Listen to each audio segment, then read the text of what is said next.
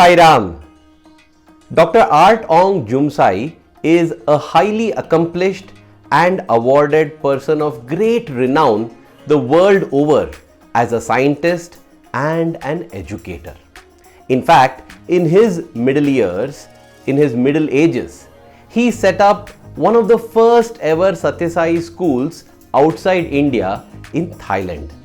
Now, this Sathya Sai school in Thailand has done a lot of commendable work in terms of the contributions to the community, society and the country as a whole. It is considered as the miracle school of Thailand, and there's a beautiful documentary about this very school at this link above. You can check it out after viewing this video.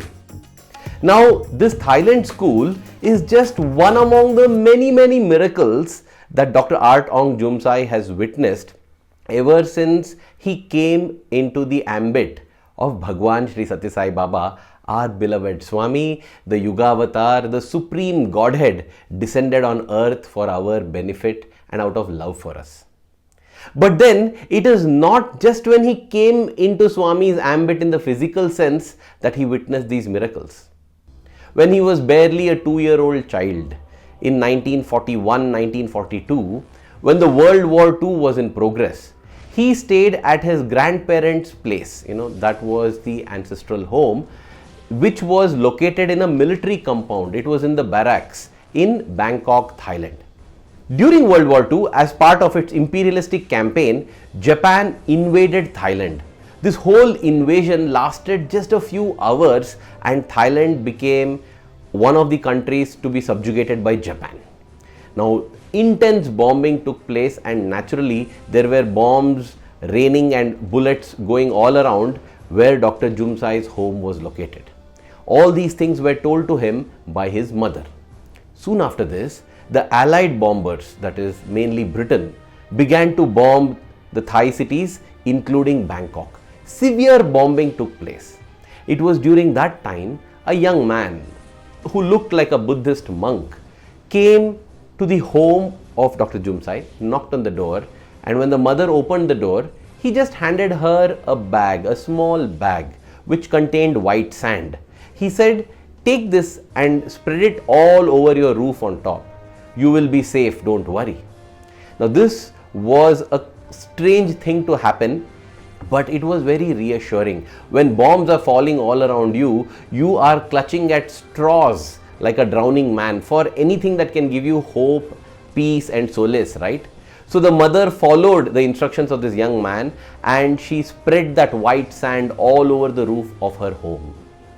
When the bombings finally came to an end after many months, in that whole locality, the only home, the only house, the only building that had survived the bombing was that of Dr. Jumsai. Now, several decades later, when he was in his 40s, Dr. Jumsai got an opportunity to come to Bhagawan Sri Sathya Sai Baba, and during the summer course in Indian culture and spirituality in 1990, when he had an opportunity to deliver a talk, Swami told him to deliver a talk for 75 minutes. And since that is a lot of time, he began to share some of his personal experiences, and he said that God's grace was on him even when he was a child. So he was narrating the story that I just now narrated to you, and as he spoke about the white sand that his mother spread on the rooftop, Swami, who was sitting in the audience along with the students, turned around, smiled and told all of them that I did not give him white sand, I gave him vibhuti. And that was the confirmation that thrilled Dr. Jumsai's heart. He knew that it was Swami who had come in the form of that young man. If we think of it, dear brothers and sisters, in 1941 and 42, Swami was barely a teenager. And where is India? Where is Thailand? But then, when we say Swami was barely a teenager, we are speaking about his body, not about the Supreme Godhead, the great avatar that occupies that body. But here is the amazing thing. Despite this being such a jaw-dropping miracle, Dr. Jumsai has witnessed far greater miracles in his life. ప్రేమ స్వరూపులారా, One of the most phenomenal and jaw-dropping miracle that I have heard is a miracle that Dr. Jumsai narrates during his talk, his Samarpan talk at Brindavan Whitefield in 2016. Now that talk has been linked above over here. You can visit that entire 1.5 hour talk, I think it is, and enjoy all the different stories and leelas of our Bhagawan. But let me narrate to you this one miracle where possibly in the 1990s, Swami had called in 4 scientists from India into the interview room for an interview. Now when he called them in, he saw Dr. Jumsai was also seated on the veranda in Prashantinilayam, Puttaparthi, and Swami looked at him and said, "Hey, you are a scientist with Sai in it, You are a scientist, so you also come in for the interview." And that is how these 5 scientists with Sai were in the interview room. Then Swami began by giving vibhuti to all of them, and Swami also materialized a few objects like rings and chains for these 4 scientists. Swami asked, "Can your science explain this?" The 4 scientists, of course, I'm not including Jumsai in this, Dr. Jumsai, because he's a scientist, right?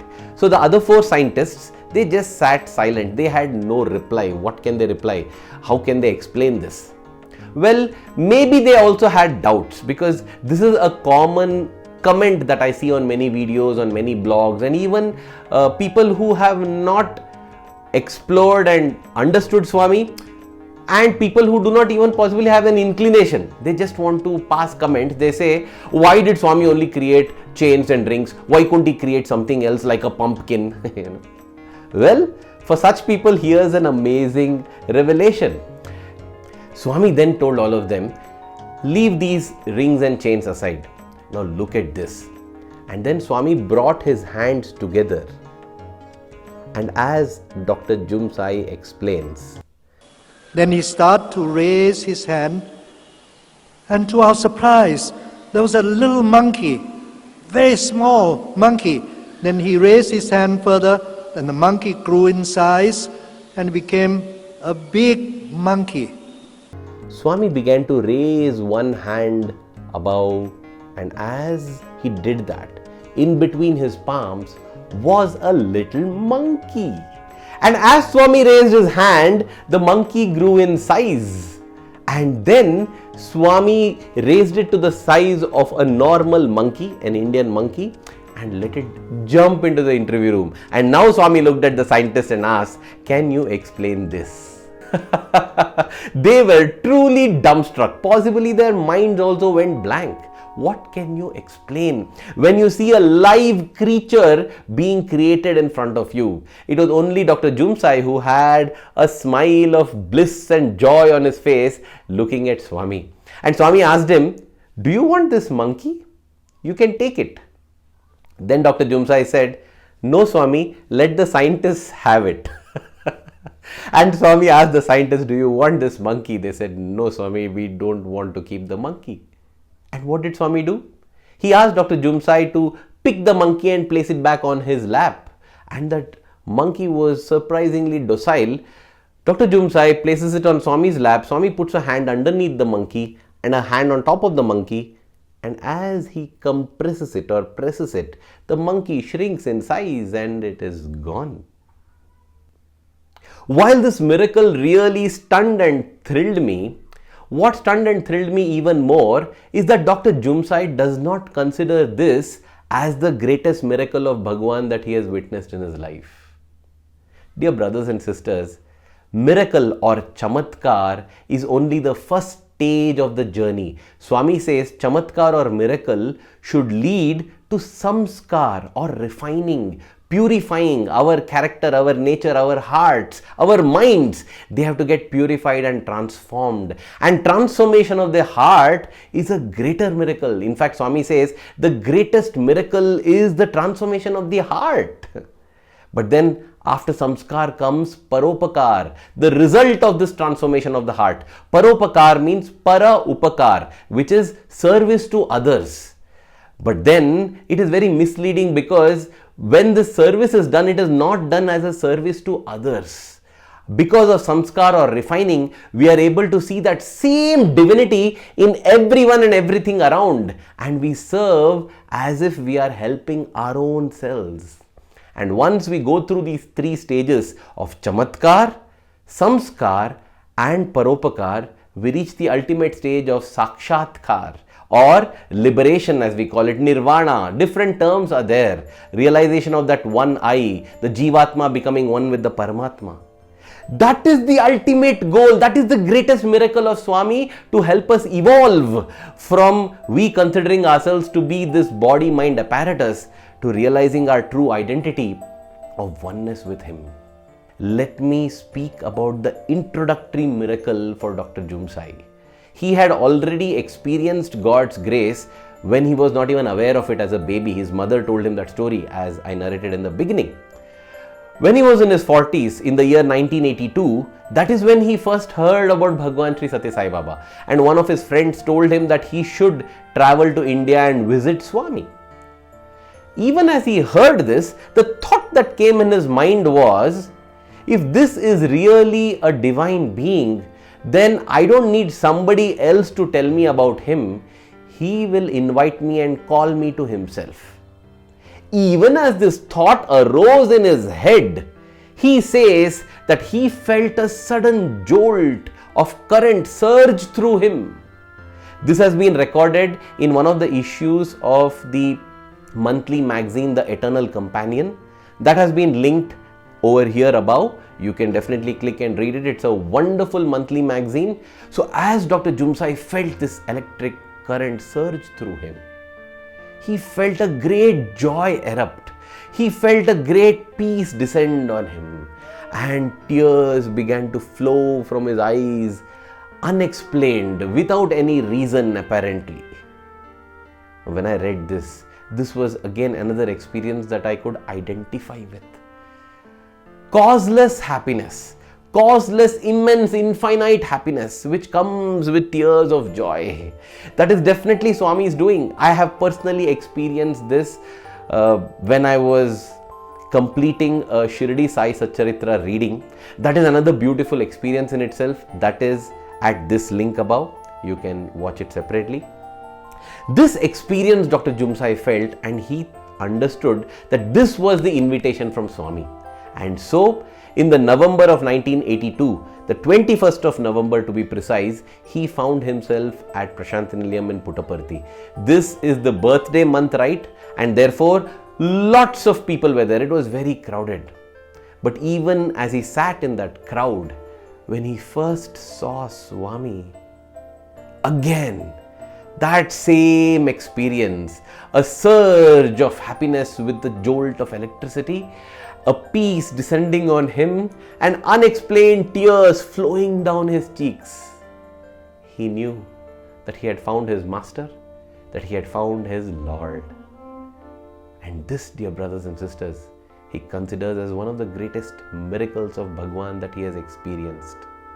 It is not the creation of trinkets or rings or chains or even vibhuti or even a monkey. It is the impact on the heart, the transformation, the peace that descends, the happiness that erupts in the heart. This is the greatest miracle of the avatar of the age. This is the greatest blessing that God confers on us. Peace of mind and joy. Every other thing just is possibly a nice story to narrate.